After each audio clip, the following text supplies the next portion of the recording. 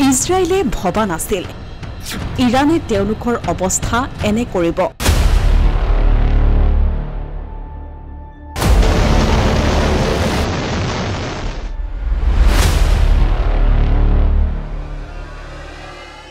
প্ৰথমবাৰৰ বাবে ইজৰাইলে চকুৰে দেখিছে সৰিয়হ ফুল।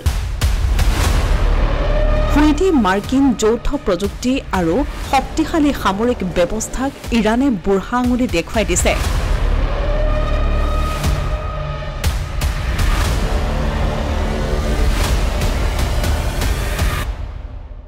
ইৰানৰ ৰিভলিউচনাৰী বাহিনীৰ এই মুখ্যম আঘাতৰ আঁৰত আছে তেওঁলোকৰ হাতত থকা বিশেষ মিছাইল।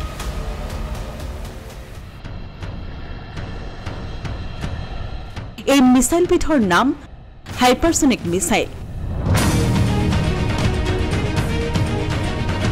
ইৰানী সেনাই সেই মিছাইলৰ জৰিয়তে ইজৰাইলৰ ইখনৰ পাছত সিখন চহৰ ধ্বংসস্তূপত পৰিণত কৰিছে। তেল আভিভ, হাইফা, জেৰুজালেম চহৰত ইৰানৰ হাইপাৰছনিক মিছাইলে আঘাত হানিছে।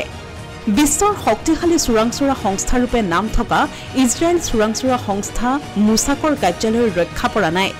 যুদ্ধ প্ৰযুক্তিত শিখৰত আৰোহণ কৰা বুলি নাম থকা ইজৰাইলৰ সকলো ডিফেন্স ছিষ্টেম বিফল কৰি তুলিছে ইৰানৰ এই বিশেষ মিছাইলে।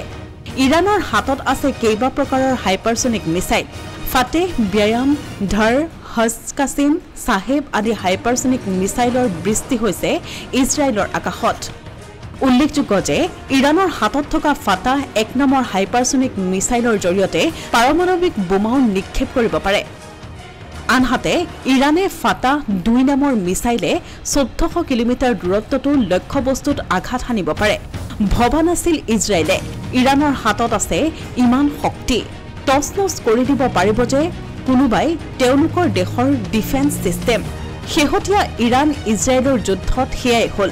বিভিন্ন প্ৰযুক্তি হাইপাৰছনিক মিছাইলেৰে ইৰাণে শত্ৰু ৰাষ্ট্ৰ ইজৰাইলৰ 12খনৰো অধিক চহৰত কৰিছে ক্ষতি। সমগ্ৰ বিশ্বই দেখিলে কথা নহয়, কামেৰে ইৰাণে দেখুৱাই দিছে সামৰিক শক্তি। Asomiya Pratidin digital desk.